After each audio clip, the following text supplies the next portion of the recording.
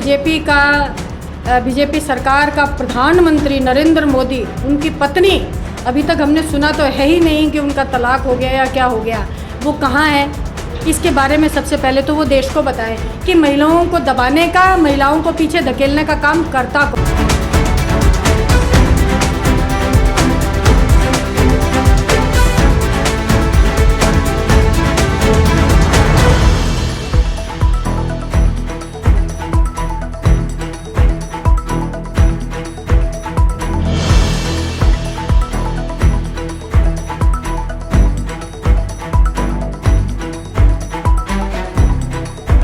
हमारा जो आज का प्रदर्शन और 3 दिन से जो पूरे देश के अंदर प्रदर्शन चल रहा है, जो 18 तारीख को जिसके ऊपर मतदान भी हुआ, मैं ये स्पष्ट करना चाहती हूँ कि वो विमेन रिजर्वेशन के ऊपर नहीं है।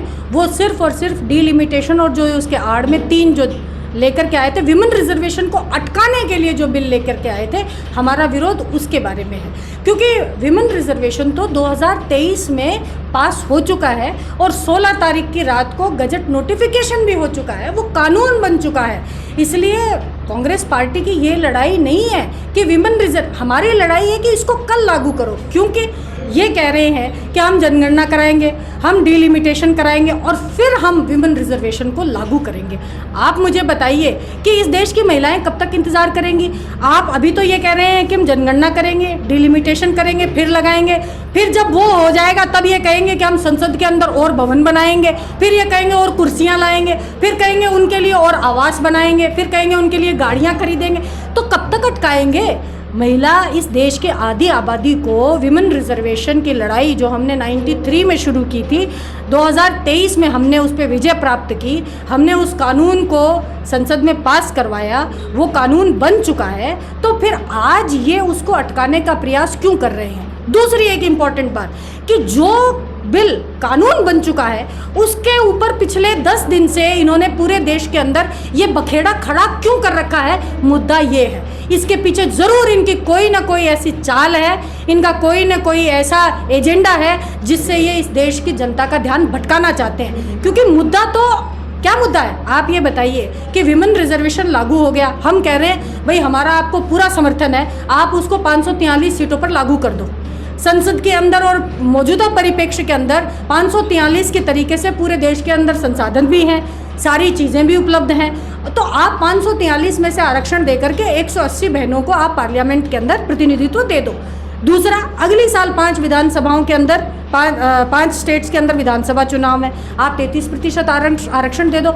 आपका जिसके बारे में आप बहुत छाती ठोक ठोक के कह रहे हो, उत्तर प्रदेश में भी चुनाव है, आपको ही फायदा मिलेगा। आप 2 इलेक्शन में हमें, हमारी बहनों को विधानसभा में फ़ायदा मिलेगा, तो 5 स्टेट में भी महिलाओं का राजनीतिक सशक्तिकरण होगा। लेकिन ये क्यों अटकाना चाहते हैं? दूसरी बात कि इन्होंने ओबीसी की बहनों को उसके बाहर रखा है। भाई हम ये कह रहे हैं कि आप अगर इस देश की बहुत बड़ी आबादी ओबीसी बहनों की है और अगर आप ओबीसी को आरक्षण नहीं उसमें शामिल करेंगे तो जो उच्च वर्ग की महिलाएं हैं वो हम जैसे लोगों को कैसे आगे आने देंगी? हमारी और कांग्रेस की लड़ाई, राहुल जी की लड़ाई, प्रियंका जी की लड़ाई, सोनिया जी की, खड़गे जी की और तमाम जो कांग्रेस पार्टी के नेता हैं, हमारी लड़ाई सिर्फ और सिर्फ महिला आरक्षण कानून को तुरंत प्रभाव से लागू करें और उसमें ओबीसी महिलाओं के लिए भी आरक्षण की व्यवस्था करें। सिर्फ यही लड़ाई है।